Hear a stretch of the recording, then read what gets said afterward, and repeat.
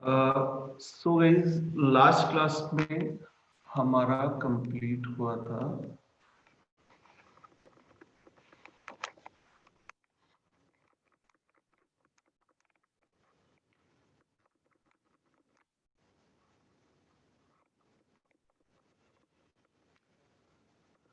Okay. So I hope last class में हम 14 तक कंप्लीट कर चुके थे। कोई और बताएगा लास्ट क्लास में कहाँ तक हुआ था? सर 15 तक। ओके, 15 हो गया था। रेजिंग हाँ norms related to REITs and IN ये इंफ्रास्ट्रक्चर इन्वेस्टमेंट ट्रस्ट हो गया था इससे रिलेटेड। Okay, so today NABARD launches a sanitary literacy campaign, just a campaign launch किया, but exam point of view से रिलेटेड जो हमें ध्यान रखना है नाबार्ड के बारे में। नाबार्ड है क्या? National bank for agriculture and rural development. So basically अगर आप नाबार्ड का मैंडेट देखेंगे तो नाबार्ड का मैंडेट है रूरल एरिया को डेवलप करना, rural area plus agriculture. See, rural economy को we cannot separate rural economy from agriculture. Basically, अगर आप देखते हैं according to 2011 census, according to 2011 census, approx 11 है, approx हमारी कंट्री की 70% पॉपुलेशन रूरल है, 70% पॉपुलेशन रूरल है। और अगर आप कंट्री की टोटल वर्कफोर्स देखेंगे टोटल कंट्री की, तो वो भी आपकी 50% एग्रीकल्चर पे डिपेंड है। ये जो 50% है ये ऑलमोस्ट आपका सारा रूरल एरिया में ही है। तो अगर हम देखें रूरल एरिया, ऑलमोस्ट मेन जो बैकबोन है रूरल इकोनॉमी की वो एग्रीकल्चर है। तो यहाँ पे नाबार्ड क्या करता है? फाइनेंस प्रोवाइड कराता है, रीफाइनेंस करता है। नाउ व्हाट इज रीफाइनेंस, ये मैं भी आपको बताऊंगा। नाबार्ड के बारे में मैं आपको कुछ पॉइंट बता रहा हूँ। नाउ एक स्टैट्यूटरी बॉडी है, it is a statue. Statutory, ये जो स्टैचू होते हैं बेसिकली इनका जो ओरिजिन होता है वो किसी लॉ के द्वारा होता है। तो ये एक नाबार्ड एक्ट 1981 में पास हुआ था, उसके बाद 1982 में नाबार्ड एस्टेब्लिश हुआ। ये रीफाइनेंसिंग सपोर्ट देता है। रीफाइनेंसिंग क्या करता है? ये नॉर्मल कोई इंडिविजुअल नाबार्ड में जाके लोन नहीं ले सकता है, ये प्रोजेक्ट्स को फाइनेंस करता है, ये प्रोजेक्ट को फाइनेंस करता है, प्रोजेक्ट को ये फाइनेंस करता है। और कई बार ऐसा भी करता है कि वर्ल्ड बैंक से नाबार्ड लोन ले लेता है और नाबार्ड फिर उस लोन को फर्दर आगे फाइनेंस करता है। तो नॉर्मली इंडिविजुअल लोगों से डील नहीं करता है, प्रोजेक्ट्स को फाइनेंस करता है रूरल डेवलपमेंट के लिए एंड एग्रीकल्चर के लिए। प्लस ये सुपरवाइज भी करता है एंड रेगुलेशन भी करता है। किसकी करता है? कोऑपरेटिव बैंक्स की। कोऑपरेटिव बैंक्स के बारे में आपने सुना होगा, एंड रीजनल रूरल बैंक्स की। तो cooperative bank plus regional rural banks, regional rural banks,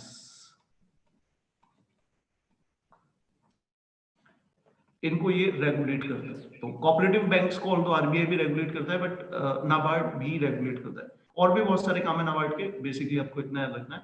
exam point of view से it is more than enough. I hope ये समझ में आया होगा। ओके, नाउ कुछ लोगों को अगर डाउट हो रीजनल रूरल बैंक्स क्या होते हैं, देखिए इंडिया में बेसिकली शेड्यूल कॉमर्शियल बैंक्स है, शेड्यूल कॉमर्शियल बैंक है। तो दैट में be a public bank, government का बैंक हो सकता है। पब्लिक लाइक SBI, दैट में be a private bank, private bank like ICICI, and that again that another category is foreign bank, foreign bank। और ये फिर फोर्थ कैटेगरी आती है, ये फोर्थ आपके हैं RRBs, रीजनल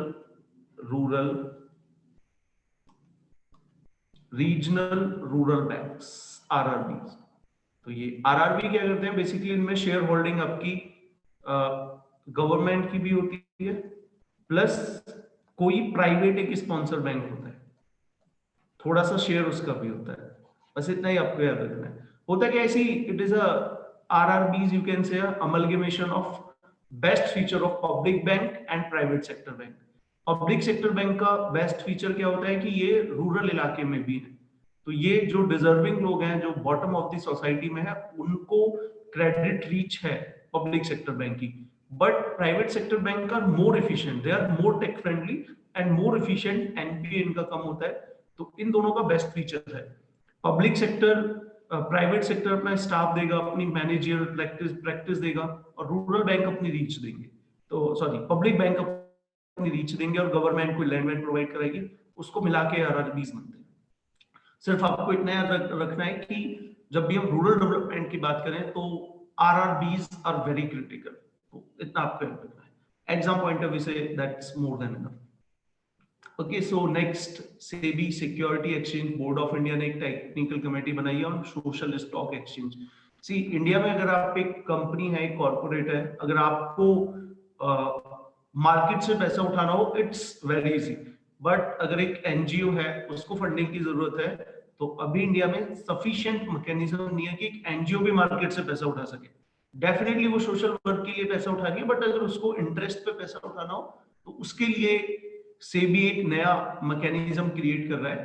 तो इन्होंने एक कमेटी बनाई है कि हम सोशल स्टॉक एक्सचेंज बनाए, जहां पे आपकी सोशल एंटरप्राइजेस, एनजीओ वगैरह वो अपने आप को लिस्ट कर सके, तो मार्केट से वो पैसा उठा सकती है।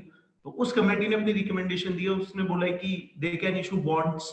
बॉन्ड्स लास्ट क्लास में ऑलरेडी हम डिस्कस कर चुके हैं, it is a debt instrument, debt instrument.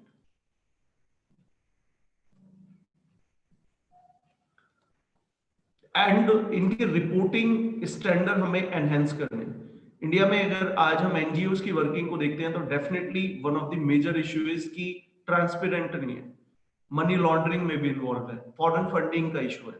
तो यहाँ पे उनका जो भी काम कर रहे हैं, उनकी रिपोर्टिंग के आप स्टैंडर्ड तय तो करें। एक एनजीओ है, वो कैसे काम करेगी, तो यहाँ पे इसको लेके इन्होंने कुछ रिकमेंडेशन दी है।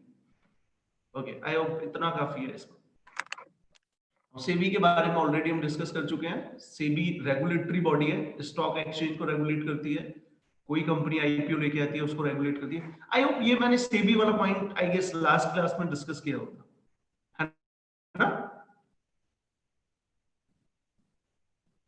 कोई बताएगा, सेबी डिस्कस किया था लास्ट क्लास में? नहीं, यस सर, किया था। यस, ठीक है। ओके, सो नेक्स्ट है आपका credit guarantee program for NBFCs and MFIs. Now ये एनबीएफसीज क्या होती है? एनबीएफसीज फुल फॉर्म अगर आप देखेंगे, नॉन बैंकिंग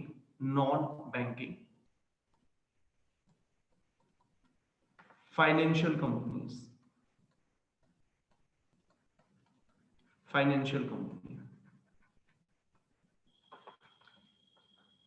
ये फाइनेंस प्रोवाइड कराती हैं, but these are not bank.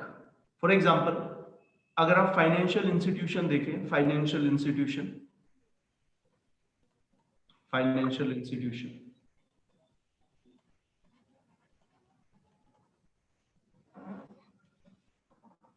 Definitely financial institution बड़ा ब्रॉड टॉपिक है, इतना छोटा नहीं है, बट फिर भी थोड़ा अगर हम देखें तो फाइनेंशियल इंस्टीट्यूशंस में we have banks, Bajaj finance.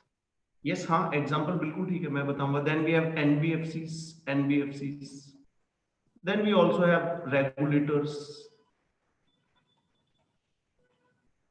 और भी बहुत सारी 4-5 कैटेगरी हो गए, बट मेनली अभी मैं आपको यहाँ पे आ रहा था। Banks, what is the difference between banking financial companies and non banking financial companies? See, banks की अगर आप फंक्शनिंग देखेंगे तो वो आपको एक फाइनेंस भी प्रोवाइड कराते हैं, प्लस वो आपको एक इन्वेस्टमेंट अपॉर्चुनिटी भी देते हैं, वो आपको आपकी डिपॉजिट भी लेते हैं। तो डिपॉजिट क्या है? एक इन्वेस्टमेंट अपॉर्चुनिटी है। प्लस बैंक आपकी पेमेंट को भी सेटल कराते हैं, पेमेंट सेटलमेंट भी कराते हैं।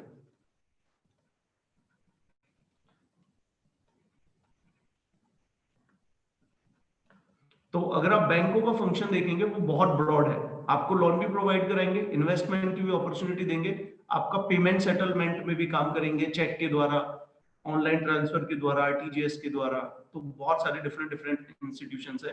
बट ये नॉन बैंकिंग इंस्टीट्यूशंस क्या करते हैं, इनका सोल पर्पस आपको क्रेडिट प्रोवाइड कराना होता है। ये सिर्फ आपको क्रेडिट प्रोवाइड कराता है, ओनली क्रेडिट।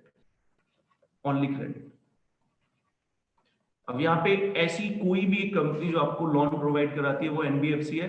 फॉर एग्जांपल ये सेक्टर स्पेसिफिक भी होते हैं। अगर आप यहाँ पे देखेंगे, बैंक डिफरेंट सेक्टर को फाइनेंस देता है। बैंक आपको होम लोन भी देगा, कार लोन भी देगा, बिजनेसेस को भी फाइनेंस करता है, इवन आपकी ट्रेड को भी फाइनेंस करता है।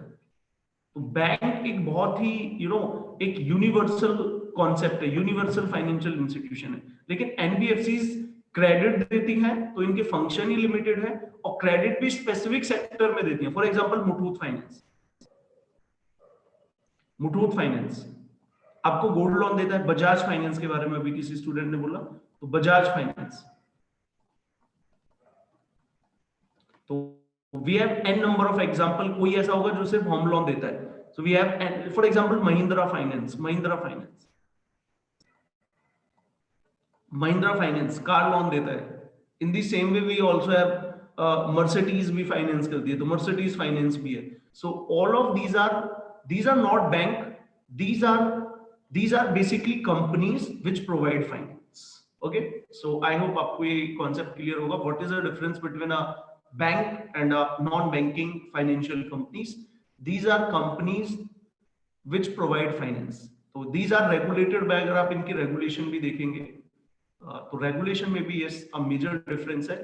These are regulated by, तो mainly see ये आपकी कंपनीज होती हैं, कंपनीज एक्ट से इनको पावर मिलती है, कंपनीज एक्ट 1956। बट अगर आप बैंक्स देखेंगे तो these are regulated by RBI, और इनको लाइसेंस भी आरबीआई ही देता है। ओके, क्लियर है?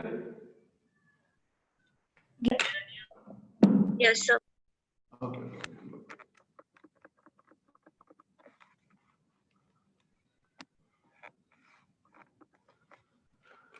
now LIC and another institution GIC are identified as D, ये SIBS नहीं है, SIS है। ये बताता हूँ ये क्या होता है। सी एक कॉन्सेप्ट था, इंटरनेशनली आया था, वो था स्ट्रेटेजिकली इंपोर्टेंट बैंक्स, SIBS इनको बोलते थे, स्ट्रेटेजिकली इंपोर्टेंट बैंक्स। तो उसी से ही हम एक कॉन्सेप्ट लेके आए, डोमेस्टिकली स्ट्रेटेजिकली इंपोर्टेंट बैंक्स। ऐसे बैंक्स जो हमारे सिस्टम के लिए, इंडियन इकोनॉमी के लिए बड़े क्रिटिकल हैं। तो पहले उसमें एसबीआई था, आईसीआईसीआई ऐड हुआ, एचडीएफसी ऐड हुआ। तो we have 3 DSIBs, SBI, ICICI and HDFC. Now in the way हम सेम कॉन्सेप्ट लेके आए हैं, डोमेस्टिक स्ट्रेटेजिकली इंपोर्टेंट इंश्योरर्स। तो कौन कौन से ऐसे इंश्योरर्स है जो देश की इकोनॉमी के लिए बड़े क्रिटिकल है? उनमें एलआईसी है एंड जीआईसी है, आपको इतना याद रखना है। तो ये यहां पे क्या होता है कि these are not only banks, or in the case of LIC and GIC, these are not only insurers, these also have a disproportionately very large impact on economy. तो इकोनॉमी के लिए बड़े क्रिटिकल है। अगर ये कल को क्रैश करते हैं तो डेफिनेटली इकोनॉमी पे डिस्प्रोपोर्शनेटली बहुत हैवी इंपैक्ट होगा। दैट्स व्हाई जो भी DSIBs है और DSIS है, इनमें जो रेगुलेशन देते हैं बाकियों से इनको स्ट्रिक्टली रेगुलेट करते हैं। पीएनबी फेल हो गया, इकोनॉमी में सर्वाइव, बट अगर एसबीआई फेल हो गया तो it will have a very huge impact on Indian economy. In the same way ICICI, same way HDFC. तो ये DSIS एंड DSIBs का ये कॉन्सेप्ट है, systematically important banks and insurers. So very basic concept, just आपको factual information memorize करनी है। Now आप सभी लोगों ने एक टर्म सुना होगा, डेफिनेटली बहुत कॉमन है, inflation. Now what is inflation? The technical definition of inflation is percentage increase in price.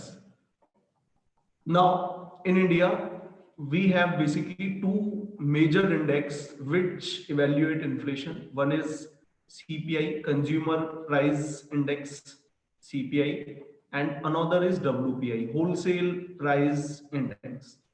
Now, जब भी हम किसी भी प्रोडक्ट की इन्फ्लेशन को इवेल्युएट करते हैं तो हमें एक तो करंट प्राइस देखना होता है, current price. For example right now, पहली तो बात ये कि इन्फ्लेशन सिर्फ एक प्रोडक्ट की आप नहीं इवेल्युएट करते हो, इकोनॉमी में जितने भी प्रोडक्ट हैं एक बास्केट लेते हो तो उसकी हम इवेल्युएट करते हैं। You cannot say कि there is a 80% inflation on potato or onion, single product नहीं होता है। हाँ, you can say there is a 10% inflation or on food basket। तो आपने वो फूड बास्केट क्या ली हुई है, उसमें डिफरेंट फूड डाले हुए हैं, उनका आप एक कंबाइंडली इन्फ्लेशन बोल सकते हो। इंडिविजुअली तो इवेल्युएट करना पॉसिबल भी नहीं है और शायद वो सही रिप्रेजेंटेशन भी नहीं होगी। तो इंडिया में दो इंडेक्स है, सीपीआई और डब्ल्यूपीआई। नाउ जब भी आप इन्फ्लेशन नापते हो उसमें दो रेट होते हैं, एक तो करंट होता है। फॉर एग्जांपल अभी एक जस्ट समझने के लिए ले लो, अभी पोटैटो का रेट 20 है और आप उसको कंपेयर करेंगे। अब ये कैसे आप बताएंगे कि प्राइस सही है, इंक्रीज है, डिक्रीज है? आपको एक पुराने प्राइस से कंपैरिजन करना होता है। तो आप जिस ईयर के प्राइस से कंपैरिजन करते हैं उसे बेस ईयर बोलते हैं, बेस ईयर। तो यहां पे अभी सीपीआई की जो आप इन्फ्लेशन इवेल्युएट करते हो उसके आप जो रेट लेते हो वो 2016 के अब लेंगे, ये रिवाइज कर दिया है। तो पहले बेस ईयर कुछ और था, बेस ईयर रिवाइज कर दिया है। तो just a basic information you have. CPI की full form consumer price index and wholesale price index. Okay, CPI stands for consumer price index and this is wholesale price index. यहाँ पे मैं इन दोनों में थोड़ा सा डिफरेंस बता देता हूँ। सीपीआई कंज्यूमर प्राइस इंडेक्स ये आपकी इन्फ्लेशन इवेल्युएट करती है रिटेल लेवल पे। रिटेल लेवल पे, रिटेल का मतलब है एंड कंज्यूमर को कितने में प्रोडक्ट पड़ रहा है, ये सीपीआई बताता है। डब्ल्यूपीआई आपको बताता है होलसेल लेवल पे। होलसेल लेवल पे, होलसेल लेवल पे प्राइस फ्लक्चुएशन कितनी है, it is evaluated by WPI. ये आपको रिटेल लेवल पे बताता है। सीपीआई में आपकी गुड्स भी इंक्लूड होती है प्लस सर्विस भी, सर्विस भी, दोनों की इन्फ्लेशन बताता है। डब्ल्यूपीआई सिर्फ गुड्स की इन्फ्लेशन बताता है। बट इंडिया में सी एक क्रिटिसिज्म है, और वो क्रिटिसिज्म ये है कि आज भी हम एक सर्विस सेक्टर का अच्छा इंडिकेटर नहीं बना पाए हैं कि सर्विस सेक्टर में कितना इंक्रीज हो रहा है। फॉर एग्जांपल आप सभी लोगों को पता है कि मैन्युफैक्चरिंग प्रोडक्ट के रेट कितने बढ़ रहे हैं, फ्रूट्स एंड वेजिटेबल के रेट कितने बढ़ रहे हैं। गुड्स में तो सबको पता है, what about services? For example कि पहले हॉस्पिटल में आप जाते थे तो कितना खर्चा होता था, अब कितने बेड्स के रेट बढ़े हैं, कितना स्कूल्स में फीस कितनी बढ़ रही है, होटल्स में रेट कितने बढ़ रहे हैं, टैक्सी के रेट कितने बढ़ रहे हैं। So we do not have yet now a very good indicator to evaluate services. Internationally भी सर्विसेज को इवैल्यूएट करना थोड़ा चैलेंजिंग होता है, कस्टमर स्पेसिफिक होती है, लार्ज नंबर ऑफ वैरायटी होती है। इंडस्ट्री को, मैन्युफैक्चरिंग को करना थोड़ा इजी होता है। बट अगेन, तो CPI deals with goods and services, अच्छा इंडिकेटर नहीं है बट यही है। WPI deals with goods. See, अगर आप किसी भी प्रोडक्ट को देखोगे, this is market, now this is production.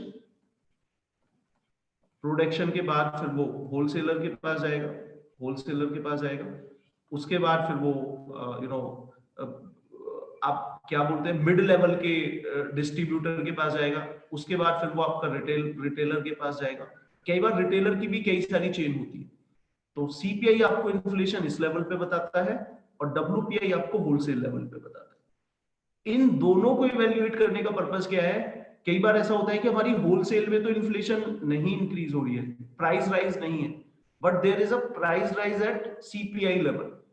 तो वो आपको ये बताता है कि सर आपकी प्रोडक्शन में दिक्कत नहीं है, क्योंकि अगर प्रोडक्शन में दिक्कत होती तो होलसेल इन्फ्लेशन भी आपका रिफ्लेक्ट करता।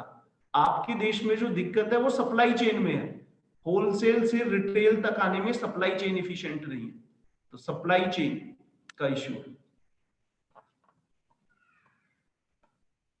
तो ये आपका होलसेल और सीपीआई अलग अलग लेवल पे हम इवेल्युएट करते हैं, तो उससे पॉलिसी मेकर्स को इजीली पिन पॉइंट कर सकते हैं कि इन्फ्लेशन है उसका मेन रीजन क्या है, प्रोडक्शन है या सप्लाई चेन। तो बेसिकली अगर आप एग्रीकल्चर में देखेंगे, हमारी सप्लाई चेन ही इतनी इफेक्टिव नहीं है, और ये सप्लाई चेन को इफेक्टिव करता है investment. That's why we are saying कि बड़े कॉर्पोरेट आएंगे, वो इस सप्लाई चेन को इंक्रीज करेंगे। Now what is supply chain? अब ये अगेन कभी और बताऊंगा ये सप्लाई चेन का क्या एग्रीकल्चर का इशू है, बट ये पूरा मार्केटिंग है आपका फार्म में प्रोड्यूस होने से लेके एंड मार्केट तक पहुंचने में, जितना भी ये सप्लाई चेन का पूरा ये कॉन्सेप्ट लगता है, जहाँ पे अच्छा इंफ्रास्ट्रक्चर होना चाहिए, कोल्ड स्टोरेज होना चाहिए, इफिशिएंट ट्रांसपोर्टेशन सिस्टम होना चाहिए, कोल्ड रेफ्रिजरेटर होने चाहिए ट्रांसपोर्टेशन सिस्टम में, वेयर हाउसेस बने होने चाहिए एक स्पेसिफिक डिस्टेंस पे, तो वो इंडिया में एग्रीकल्चर का बहुत अच्छा नहीं है। आप दिल्ली में भी देखेंगे आजादपुर मंडी में जो फ्रूट्स और वेजिटेबल आते हैं, तो यू विल बी सरप्राइज्ड कि जो महाराष्ट्र से भी आ रहे हैं ना, वो भी रेफ्रिजरेटर्स में नहीं आ रहे, ओपन ट्रक्स में लोड होके आ रहे हैं। कैन यू इमेजिन कि आप 2 दिन ट्रेवल करके फ्रूट्स और वेजिटेबल को लेके आ रहे हो, तो पेरिशेबल जो प्रोडक्ट होते हैं वो खराब हो जाते हैं। तो इंडिया में दिक्कत है, इसके लिए आपको पूरा सप्लाई चेन को इंप्रूव करना होगा। Okay, I hope you will understand what is CPI and what is WPI. CPI is released by NSO, National Sample Survey, National Sample Survey.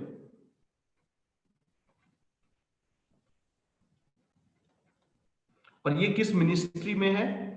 मॉस्पी में है, ministry of statics and policy implementation.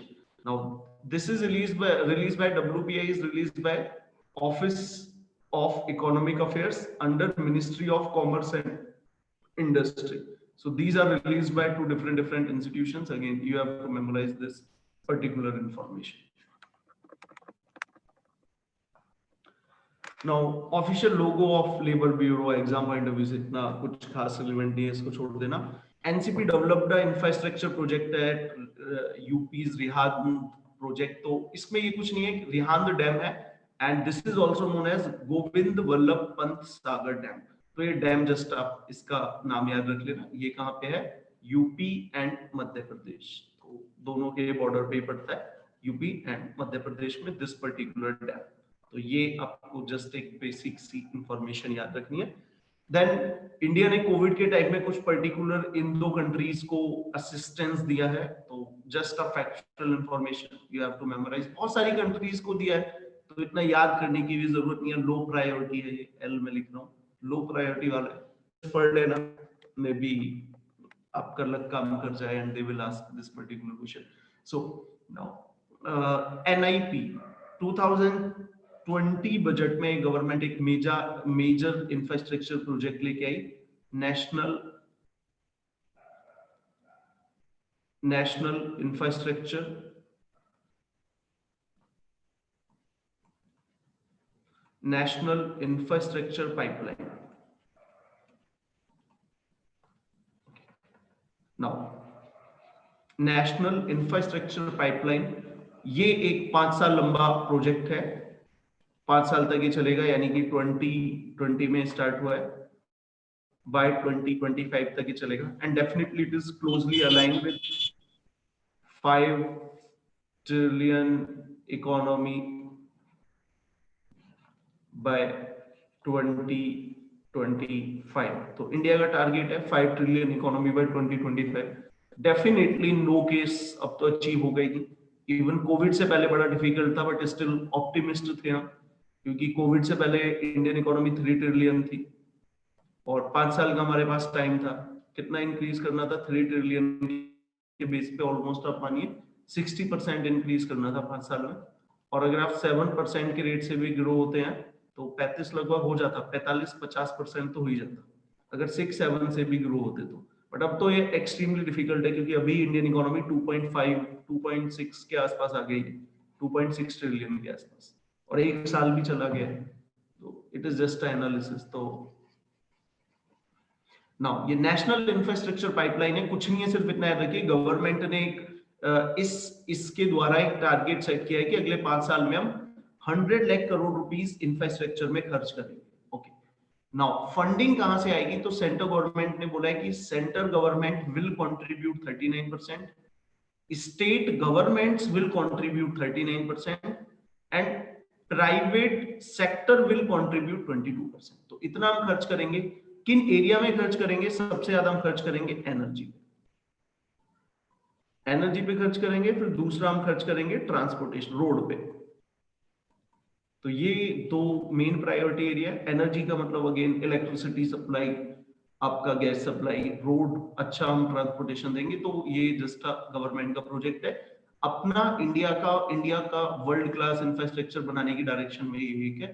Factual information आपको याद करनी है, budget में launch किया गया था, इतना आपको काफी है। बजट फैब में ही लॉन्च हो गया था, ठीक है ना। बजट के बारे में थोड़ा सा बता दो, कुछ बेसिक इंफॉर्मेशन। बजट तो फर्स्ट ऑफ ऑल कॉन्स्टिट्यूशन में कहीं पे भी बजट डिफाइन नहीं है। बजट टर्म आप इनफॉर्मली सुनते हो, कॉन्स्टिट्यूशन में क्या डिफाइन है? अकॉर्डिंग टू आर्टिकल 112 कॉन्स्टिट्यूशन में लिखा हुआ है annual financial statement. Annual financial statement.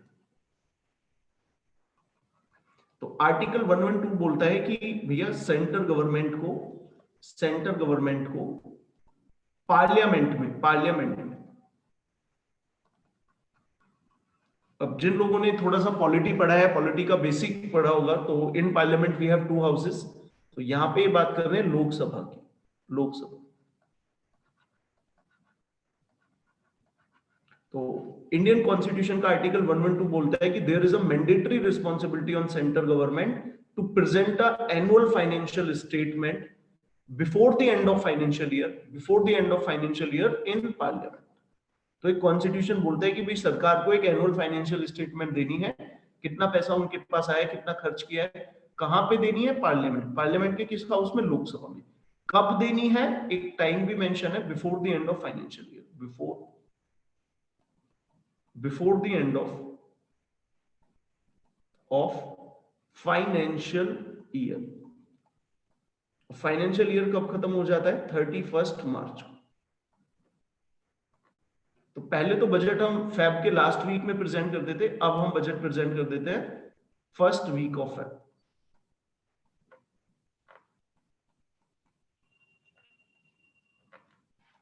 Okay, ये जस्ट बेसिक इंफॉर्मेशन लिखना कि budget can only be produce in Lok Sabha and financial year से पहले प्रोड्यूस करना पड़ता है। And the term budget is not mention in constitution, it is a informal word which we use, otherwise in constitution it is mentioned as annual financial statement. So I hope it is clear to you. Any doubt?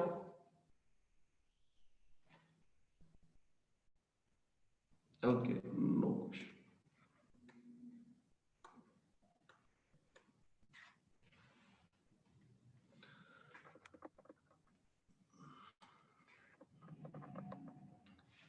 So financial facility under agriculture infrastructure fund. See, NABARD में मैंने आपको बताया था ये project को finance करता है। तो नाबार्ड ने ही अपने अंदर एक फंड बनाया हुआ है, और उस फंड का नाम है आपका agriculture infrastructure fund. Agriculture infrastructure fund NABARD ने बनाया हुआ है, और ये 1 लाख करोड़ का है। डेफिनेटली डिफरेंट एग्रीकल्चर के प्रोजेक्ट्स को फाइनेंस करता है। सिर्फ आपको इतना याद रखना है, एग्रीकल्चर इंफ्रास्ट्रक्चर फंड है, किसी गवर्नमेंट ने नहीं बनाया हुआ है, नाबार्ड ने बनाया हुआ है। That's enough, more than enough for your exam. Now, what is Restart India? कुछ नहीं, एक प्लेटफॉर्म है Restart India को आप just they may ask factual information कि what is Restart India? तो Restart India एक पोर्टल है, एडवाइजरी पोर्टल है, MSMEs को एडवाइस करता है, और ये मिनिस्ट्री ऑफ MSME ने लॉन्च किया है, और इसमें मुथूट फाइनेंस ने हेल्प की है। क्या ये प्लेटफॉर्म आपको देगा? इट विल यहाँ पे इंफॉर्मेशन होगी, डिफरेंट गवर्नमेंट स्कीम्स जो MSME के लिए है, आपको एक्सपर्ट की गाइडेंस मिलेगी। यहाँ पे डिफरेंट एक्सपर्ट्स होंगे, आपको एक्सपोजर मिलेगा कि आप अपनी MSME को कैसे एक्सपैंड कर सकते हैं। And ultimate goal is to achieve Atmanirbhar Bharat, a self reliance India. Atmanirbhar Bharat achieve करना है, this is the ultimate goal.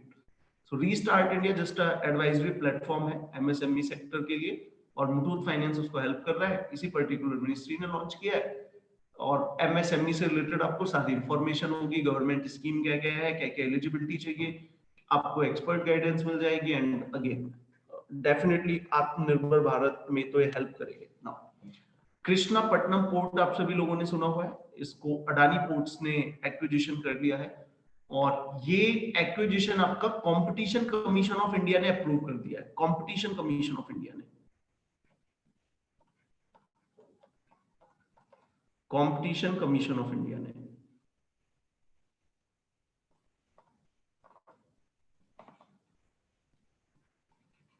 Now competition commission of India क्या है? एक लीगल बॉडी है, तो इसका ओरिजिन एक लॉ के द्वारा होता है एंड ये आपकी स्टार्ट हुई थी 2003 में, definitely by companies act. Companies act ही इसका ओरिजिन का सोर्स है ना। मेन रिस्पॉन्सिबिलिटी क्या है आपकी कंपटीशन कमीशन ऑफ इंडिया की? So competition commission of India India में एंश्योर करता है कि there should be a fair competition, fair competition होना चाहिए। ऐसा ना हो कि आपका एयरटेल, वोडाफोन और जियो मिलके आपस में कोलैबोरेशन कर ले और सभी लोगों को महंगे रेट पे डेटा दे। तो यहाँ पे कंपटीशन कमीशन ऑफ इंडिया ये कोशिश करता है फेयर कंपटीशन होना चाहिए, एक हेल्थी कंपटीशन होना चाहिए, फ्री ट्रेड होनी चाहिए, फ्री ट्रेड होनी चाहिए एंड कोई भी अनफेयर डेफिनेटली, जब मैंने फेयर कंपटीशन लिख ही दिया, कोई भी कंपनी अनफेयर वेज यूज ना करे, कंपटीशन को डैमेज ना करे, हेल्थी कंपटीशन होना चाहिए। अल्टीमेटली ये कंपटीशन कमीशन ऑफ इंडिया का एम है। नाउ कल को ऐसा हो कि जियो बोले कि I am gonna to purchase Airtel, तो अगर जियो ही एयरटेल को परचेज कर लेगा तो इंडिया में तो फिर कोई प्लेयर ही नहीं बचेगा। वोडाफोन तो वैसे ही एग्जिट मारने वाला है, वोडाफोन एग्जिट मारने वाला है, डुओपोली हो जाएगी सिर्फ एयरटेल और जियो, और एयरटेल जियो ये बोलेगी अब मैं एयरटेल को भी खरीद रहा हूं, तो फिर तो मोनोपोली हो जाएगी। तो उस परचेज को competition commission of India permit नहीं करेगा, ये बोलेगा कि नहीं, मोनोपोली स्टैब्लिश हो जाएगी। तो कई बार ऐसा होता है कि जब किसी सेक्टर में इतना हेल्थी कंपटीशन नहीं होता है, ज्यादा प्लेयर्स नहीं होते हैं, तो अगर आप कोई एक्विजिशन कर रहे हो तो you have to take the permission of competition commission of India कि that particular acquisition is not a anti anti free trade policy और anti competition policy. So you have to take the consent of, or not consent, approval of Competition Commission of India. So I hope you will understand what is the main motive of Competition Commission of India. Otherwise, Indian economy will also, ये भी ऐसी बन जाएगी जैसे Russia की economy है। Russia में अगर आप देखते हो बहुत ज्यादा प्लेयर्स नहीं है, जो प्लेयर्स है वो बहुत एक्सप्लॉइटेटिव है, वहां पे मोनोपोली और डिओपोली क्रिएट हो गई है। तो किसी भी आप नॉर्मली हम बोलते हैं ना प्राइवेट सेक्टर एक्सप्लॉइटेटिव होता है। अभी आप फार्मर का भी प्रोटेस्ट सुन रहे हो तो माइट भी आपने सुना होगा कि यार प्राइवेट सेक्टर है, लूट लेगा, सस्ते में किसानों से खरीदेगा और महंगे रेट पे ऐसा देगा। तो यस, ऐसा हुआ है, और ऐसा वहां पे हुआ है जहां पे आपने फेयर कंपटीशन नहीं होने दिया। तो जब भी आप प्राइवेट सेक्टर को परमिट करते हैं किसी भी फील्ड में, आपको ये इंश्योर करना होता है कि कंपटीशन फेयर होना चाहिए, कोई भी प्लेयर एंटर कर सके, कोई भी प्लेयर एग्जिट कर सके। अगर फेयर कंपटीशन नहीं होगा तो प्राइवेट सेक्टर फिर आपको एक्सप्लॉइट करेगा। For example you will say कि कोचिंग सेंटर का लाइसेंस सिर्फ एक ही व्यक्ति को मिलेगा और वो भी बहुत डिफिकल्टी से मिलता है, तो पता चलेगा कोचिंग सेंटर कम होंगे, खोलना डिफिकल्ट है, तो फिर तो वो आपका एक्सप्लॉइटेशन करेंगे। लेकिन जहां पे ये है कि कोई भी कोचिंग सेंटर खोल सकता है मिनिमम अप्रूवल के साथ, तो फिर आपका एक्सप्लॉइटेशन नहीं होगा। So I hope you will understand कि किसी भी फ्री मार्केट में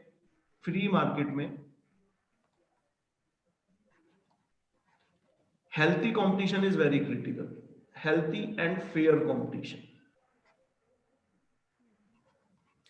सर कृष्णापट्टनम पोर्ट कहाँ है? ये है आई गेस आंध्रा में है आपका, यहाँ पे है, ठीक है, ओके। तो ये अडानी पोर्ट्स ने एक्वायर कर लिया, तो कंपटीशन कमीशन ऑफ इंडिया पता होना चाहिए। नाउ नेक्स्ट है एनएफआरए, शायद आप सभी लोगों ने सुना हो। एनएफआरए का नाम सुना है? पहले मैं बता देता हूँ क्या है। नेशनल फाइनेंस रिपोर्टिंग एजेंसी है ये, फाइनेंस से रिलेटेड अगर कोई भी फ्रॉड हो रहा है तो उसको ये रिपोर्ट करती है। एनएफआरए कब क्रिएट हुई? 2018 में क्रिएट हुई है, और डेफिनेटली कंपनीज एक्ट के द्वारा 2013 में, कंपनीज एक्ट 2013 ये अमेंडमेंट हुआ था। सी ये रेगुलेटर है फॉर चार्टेड अकाउंटेंट्स, कई बार आपने देखा होगा सत्यम स्कैम, आपने देखा होगा, और भी बहुत बड़े बड़े स्कैम हैं जहां पे आपके चार्टेड अकाउंटेंट ही फेयर प्रैक्टिस नहीं करते हैं। तो ये चार्टेड अकाउंटेंट ही क्या करते हैं, बहुत सारी कंपनियों के साथ कोलैबोरेट कर लेते हैं, वो भी फ्रॉड करते हैं, गवर्नमेंट को सही डेटा नहीं प्रोवाइड कराते हैं, ऑडिटिंग स्कैम कर देते हैं। तो यहाँ पे जितने भी चार्टेड अकाउंटेंट हैं वो प्रोफेशनली ऑडिट करें और कंपनीज के अकाउंट्स को प्रिंसिपल्स के अकॉर्डिंग, स्टैब्लिश प्रिंसिपल्स के अकॉर्डिंग ऑडिट करें। इसको देखने के लिए आपका इंडिपेंडेंट रेगुलेटर है। फॉर एग्जांपल, अगर आपके डॉक्टर अच्छा काम कर रहे हैं, नहीं एमबीबीएस जो भी है डॉक्टर्स वो अच्छा काम कर रहे हैं नहीं, तो पहले मेडिकल काउंसिल ऑफ इंडिया था, अब तो खैर ये चेंज हो गया है, एक कमीशन बन गया है। इसी वे में आपके एडवोकेट सही काम कर रहे हैं नहीं, उसके लिए भी एक रेगुलेटर है। इसी तरीके से आपके चार्टेड अकाउंटेंट अच्छे से काम कर रहे हैं नहीं, उसके लिए एक रेगुलेटर है।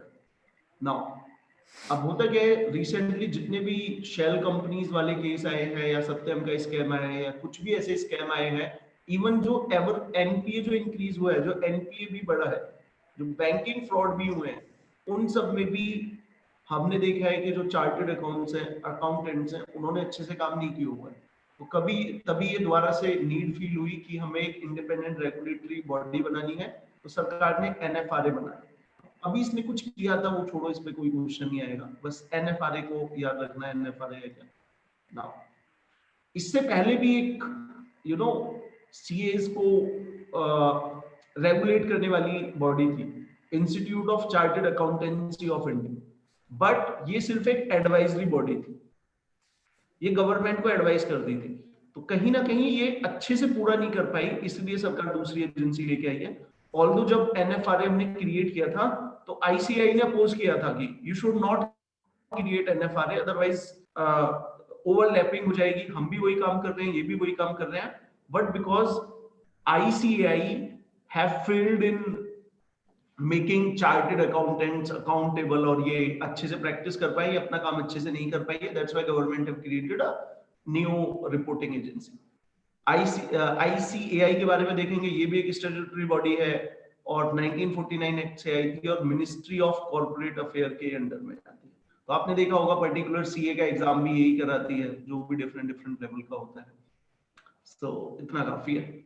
Okay, yes. ये वैसा तो नहीं लग रहा है, टू फैक्चुअल तो नहीं लग रहा है, बट अगेन एग्जाम से पहले तो बिल्कुल आपको ऐसे ही पढ़ना है, कहानियां सुनाने का भी थोड़ा सा टाइम नहीं है। तो किसी इशू को थोड़ा डिटेल में समझना इंटरेस्टिंग होता है, बट डिटेल में हम समझ के क्या करें जब हमारा एग्जाम का पैटर्न ही आपको एक क्वेश्चन दे रहा है, 4 ऑप्शन दे रहा है। नहीं सर, ठीक है। ठीक है ना, तो नहीं ये अगर थोड़ा हो रहा भी होगा तो एग्जाम का पैटर्न ही है। अब हमें पसंद हो या नहीं हो, बट जो फर्स्ट लेवल है उसका लेवल ही है, तो फॉलो करना ही पड़ेगा।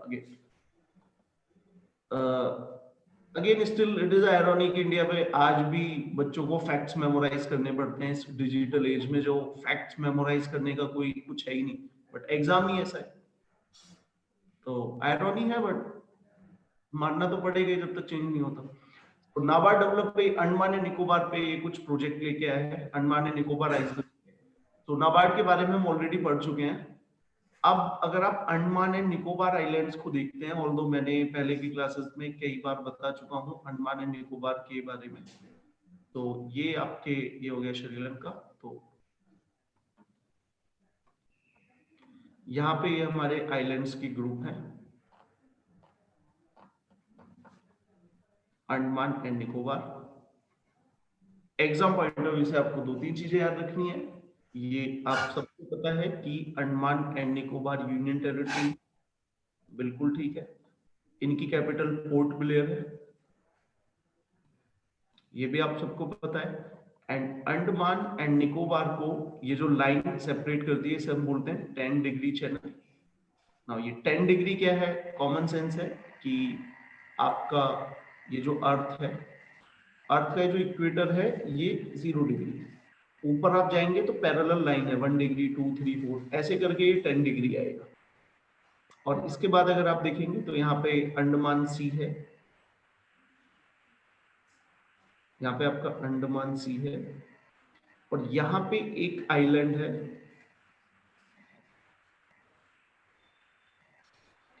This is Barren Island.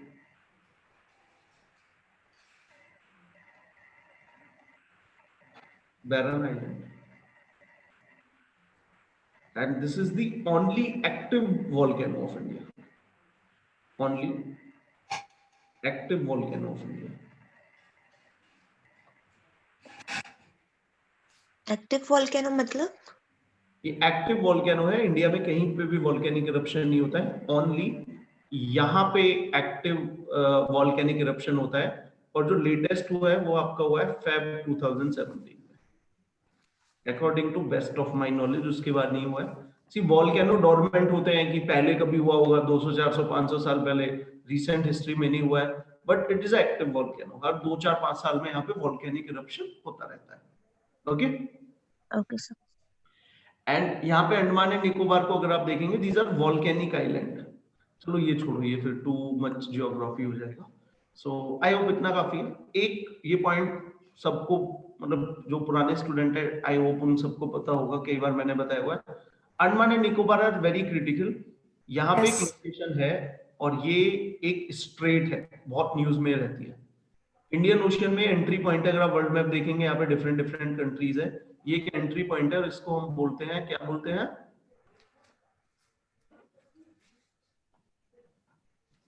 This is straight of Malacca. Yes. Straight of Malacca.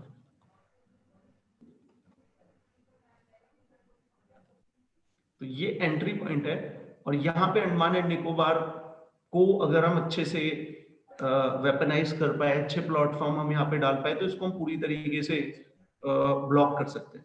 अभी आपने शायद कुछ लोगों ने, जो बच्चे थोड़ा न्यूज़पेपर वगैरह पढ़ते हैं, उन्होंने सुना होगा कि recently just I guess in November, in late November,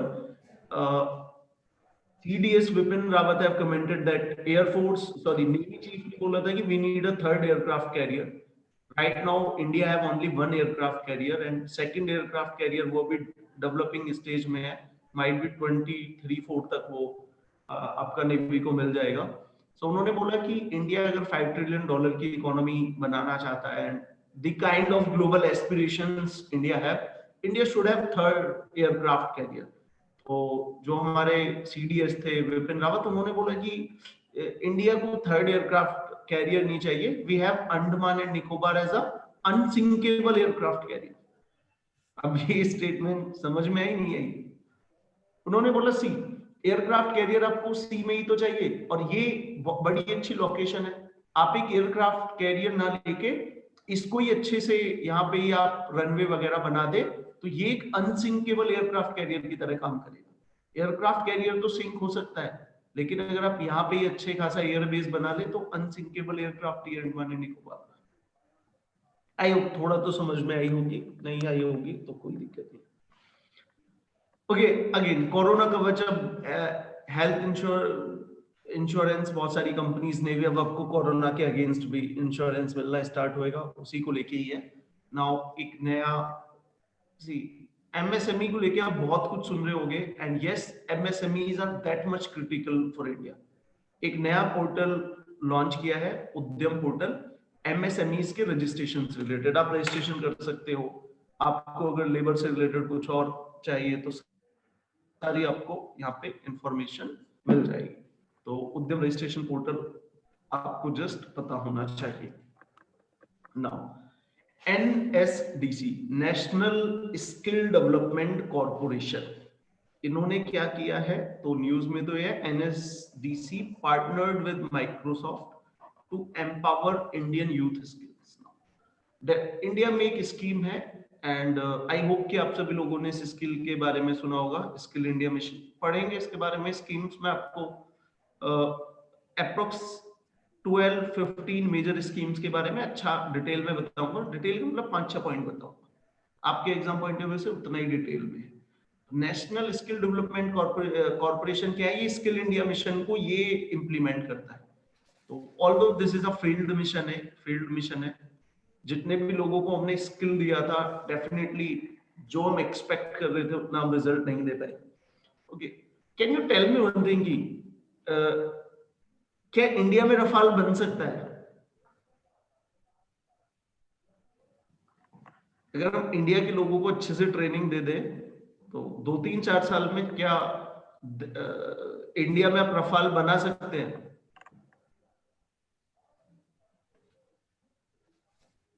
yes sir.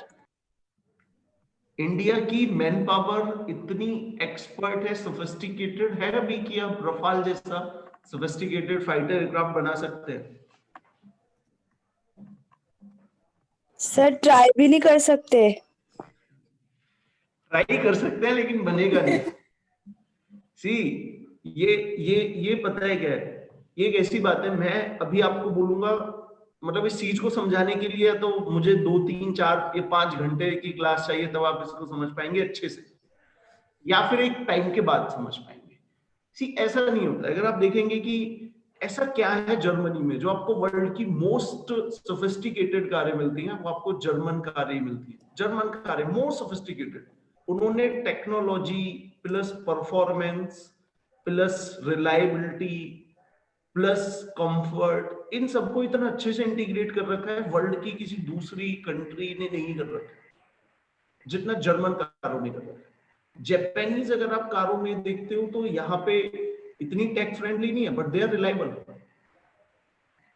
Reliable मिल जाएंगे, टेक फ्रेंडली नहीं होगी, क्योंकि जब आप कटिंग एज टेक्नोलॉजी लेके आते हो या ब्लीडिंग एज टेक्नोलॉजी लेके आते हो तो रिलायबिलिटी थोड़ी सी कम होती है। आप जितना नई चीज लेके आओगे रिलायबिलिटी कम होगी, बट स्टिल जर्मन कारें बड़ा रिलायबिलिटी के साथ बहुत रिलायबल कारें बनाता है। ऑडी, बीएमडब्ल्यू, मर्सिडीज, ऐसा क्यों है कि ये सारी एक पर्टिकुलर लोकेशन से ही आ रही है?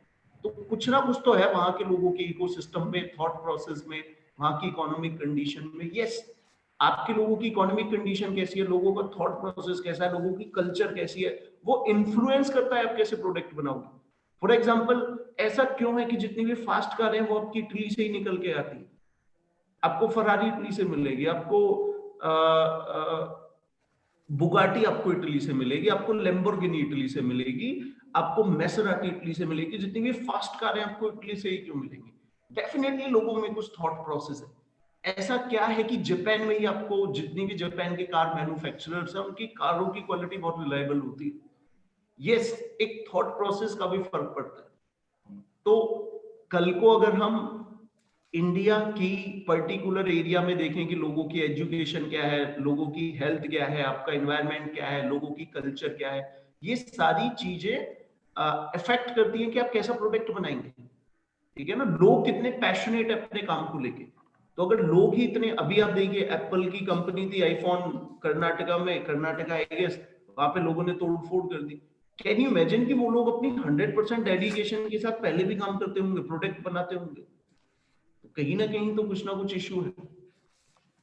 मतलब है ये जस्ट मैंने आपको 1% भी नहीं बताया है पूरा, अगर मैं ढंग से समझाऊं तो मैं ये बताना चाह रहा हूं कि आपको सर्टेन लेवल की एजुकेशन अचीव करनी होती है, सर्टेन लेवल का ह्यूमन डेवलपमेंट अचीव करना होता है, सर्टेन लेवल का लाइफ में कंफर्ट अचीव करना होता है, सर्टेन लेवल का लोगों का थॉट प्रोसेस अचीव करना होता है, तब सर्टेन लेवल का, तब एक कुछ प्रोडक्ट निकल के आता है।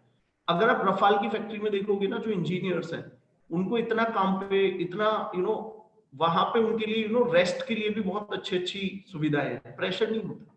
इंडिया में अगर आप किसी इंजीनियर को लेके और उसको फिर डंडा मार मार के बोलो 12 घंटे काम करो, 12 घंटे काम करो, अच्छा एयरक्राफ्ट बनाओ, ऐसे नहीं आता। वहां का जो इवन जो फ्लोर क्लीन करने वाला है ना, उसकी भी अगर आप एजुकेशन देखोगे तो वो भी बहुत ज्यादा है। ठीक है ना? तो जब तक आप ये सारी चीजें नहीं करोगे, प्रोडक्ट आप नहीं निकाल पाओगे। थोड़ा कुछ पल्ले पड़ा या सादा सीधा सीधा ऊपर से गया? आया सर। इसका करंट एग्जांपल ये है कि अगर आप किसी पंजाबी को लेके आते हो ना और उसको साउथ इंडियन डिश बनाने में थोड़ी सी ट्रेनिंग दे देते हो, 1-2 साल तो वो सही बनाएगा, लेकिन 5 साल के बाद उसके डोसे में है ना आपको पंजाबी तड़का मिलना स्टार्ट हो जाएगा। ठीक है ना? या अगर आप किसी साउथ इंडियन को पंजाबी ढाबे पे काम पे रखते हो तो 1-2 साल तो सही बनाएगा, लेकिन धीरे धीरे करके करके वो 10 साल के बाद तुम्हें पता लगेगा कि पराठे में भी साउथ इंडियन तड़का आ रहा है। ठीक है ना? अगेन थॉट प्रोसेस आपने जो अब तक सीखा है, तो मतलब लंबी कहानी है। तो अगेन इंडिया के लिए भी इतना आसान नहीं है सोफिस्टिकेटेड प्रोडक्ट यहाँ पे बनाना। यू कैन आर्ग्यू कि सर फिर चाइना क्यों बना पा रहा है? यस, चाइना कुछ प्रोडक्ट बना पा रहा है, आएंगे चलो। सो जस्ट एक ये है फूड टू थॉट मैंने दिया है, कभी सोचना इस बारे में। इंडिया में आप देखिए ना, हमारा महिंद्रा कैसा प्रोडक्ट बना पा रहा है, हमारा टाटा कैसा प्रोडक्ट बना पा रहा है, इनकी क्वालिटी देखिए इंप्रूव हो रही है। But again can you tell me कि एक सिंगल प्रोडक्ट इंडिया की कोई ऐसी कंपनी बनाती हो जिसकी क्वालिटी वर्ल्ड में टॉप में आती है मैन्युफैक्चरिंग? सिंगल प्रोडक्ट भी बता पाओगे आप जिसकी क्वालिटी वर्ल्ड में टॉप क्लास में हो? सर इंडिया के beauty products. Beauty products, you can say jewellery, you can say yes, jewellery में आप बोल सकते हो। सर फिर तो मसाले भी आ जाएंगे। See, I am talking about manufacturing. Manufacturing मसाले तो क्या है, आपकी क्लाइमेटिक कंडीशन पे डिपेंड करता है ना, उसमें तो लोगों का कोई कंट्रीब्यूशन है ही नहीं। चलो ठीक है, आई होप आपने समझा। Handmade crafts and all. Manufacturing वो हैंडीक्राफ्ट है, मशीन मेड नहीं है।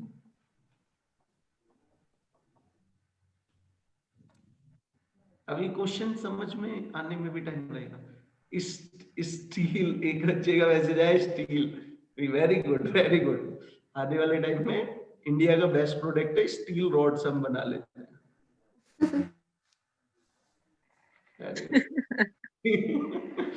Then you can also say कि सर क्या कहते हैं, चाय के हम कुल्हड़ बना लेते हैं मशीन से, देखो कितने। I am talking about like Germany के पास सोफिस्टिकेटेड कार है, ऑडी, BMW, मर्सिडीज है, यूएस के पास भी टेस्ला है, या और बहुत सारे नंबर ऑफ प्रोडक्ट है, ड्रोन्स हैं, आईफोन्स हैं, बहुत सारे प्रोडक्ट है, लैपटॉप्स हैं, कुछ भी है, फैन है वर्ल्ड क्लास क्वालिटी के।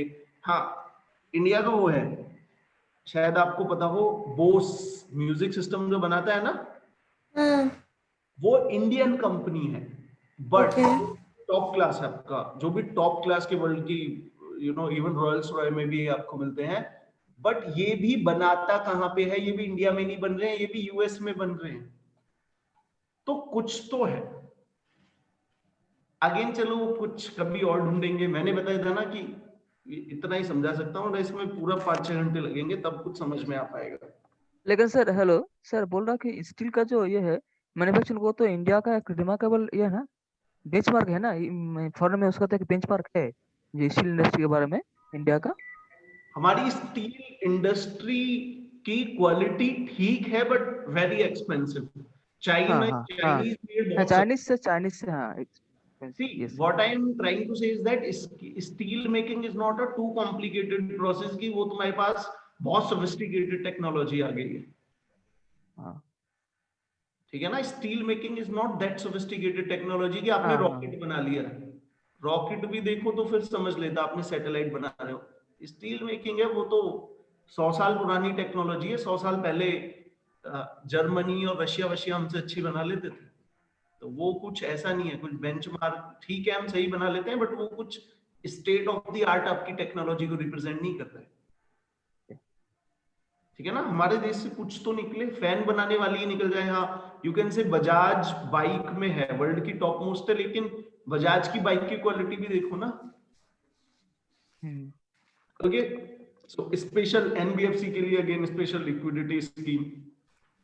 लिक्विडिटी डेफिनेटली क्रेडिट प्रोवाइड कराने के लिए इनको स्कीम है, तो इसमें कुछ नहीं याद करना, इसमें सिर्फ एनबीएफसी याद करो। एनबीएफसी बता ही चुका हूं क्या होती है। नाउ एक इमरजेंसी फंड था, कुछ नहीं है, इसको छोड़ो। नाउ सिडबी,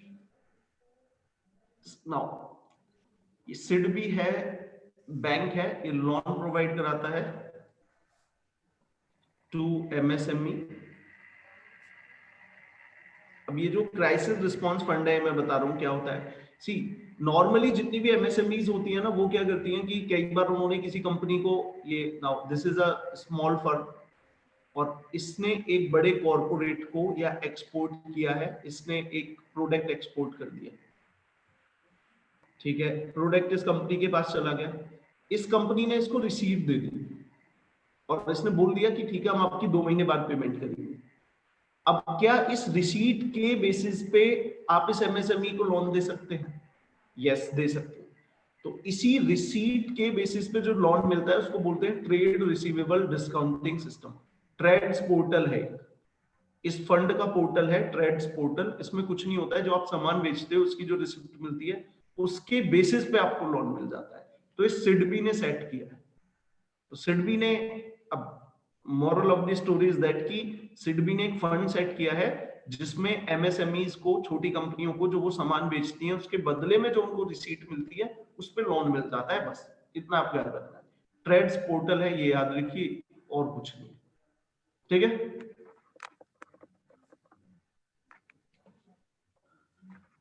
नाउ प्रधानमंत्री ने एक स्कीम लॉन्च की है, PM FME.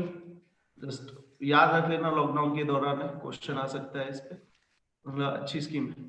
So PM FME, formalisation of micro food processing enterprises. मैं ये बात आपको पहले भी बता चुका हूं कि एग्रीकल्चर सेक्टर में इंडिया फूड प्रोसेसिंग सेक्टर में बहुत पीछे है। हमारे देश में अगर आप देखेंगे जो प्रोसेस्ड फूड है वो होता ही नहीं है, फूड प्रोसेसिंग है ही नहीं। तो उसमें ना तो वैल्यू एडिशन होता है, और अगर आप कंज्यूमर को भी देखें तो कंज्यूमर को भी महंगे एक्सपेंसिव आइटम मिलते हैं, कंज्यूमर को भी एक्सपेंसिव आइटम्स मिलते हैं। तो फूड प्रोसेसिंग सेक्टर को इंक्रीज करने के लिए स्कीम लॉन्च की है। डेफिनेटली आत्मनिर्भर भारत, अब कोई भी स्कीम है सब आत्मनिर्भर भारत में हेल्प करेंगी। 5 साल के लिए है, 2025 तक 10,000 करोड़ रुपए फंड दिया गया है। इसमें क्या मिलेगा? फाइनेंस मिलेगा, टेक्निकल असिस्टेंस मिलेगा फूड प्रोड्यूसिंग यूनिट्स को, और यहाँ पे सरकार स्पेशलाइजेशन की तरफ ध्यान दे रही है। तो स्पेशलाइजेशन में हम क्या कर रहे हैं, किसी एक पर्टिकुलर डिस्ट्रिक्ट में, जैसे मैं ग्रेटर नोएडा से हूं तो मेरा डिस्ट्रिक्ट है गौतम बुद्ध नगर, तो आप क्या करोगे, एक डिस्ट्रिक्ट का एक प्रोडक्ट उठा के ले आओगे कि इस डिस्ट्रिक्ट को एक प्रोडक्ट में हम स्पेशलाइज कराएंगे, तो उसमें ही आप फंड दोगे। तो यहाँ पे स्पेशलाइजेशन की डायरेक्शन में हम काम कर रहे हैं, and this is a centre sponsor scheme. ये आप देख लेना, there are 2 kinds of scheme in government of India. 2 तरीके की स्कीम लॉन्च करती है। तो एक आपकी होती है centre sector scheme, centre sector scheme, और दूसरी होती है centre sponsor scheme, sponsored scheme. ये जो सेंटर सेक्टर स्कीम होती है इसमें 100% पैसा केंद्र सरकार देगी, सेंट्रल गवर्नमेंट 100% देगी। स्पॉन्सर स्कीम में क्या होता है, स्पॉन्सर स्कीम में कुछ पैसा सेंटर देगी, जैसे इसमें 60-40 रेशो है, तो 60 यहाँ पे फंडिंग देगी सेंट्रल गवर्नमेंट, 60 यहाँ पे फंडिंग देगी सेंटर, और बाकी फंडिंग देगी state. Now can you tell me कि आप इसको केस स्टडी के रूप में यूज कर सकते हैं अपनी आर्ग्यूमेंट में। अगर आप किसी सेंटर सेक्टर स्कीम का नाम प्रधानमंत्री रख रहे हैं फिर भी ठीक है, लेकिन आप किसी सेंटर स्पॉन्सर स्कीम का नाम प्रधानमंत्री से स्टार्ट कर रहे हैं। अब आप मान के चलिए कि महाराष्ट्र में, मान के चलिए महाराष्ट्र में कांग्रेस की सरकार है, इलेक्शन से 1 साल पहले वो किसी भी ऐसी स्कीम को अच्छे से इंप्लीमेंट करेगी जिसमें से प्रधानमंत्री लिखा हो। क्वेश्चन समझ में आया?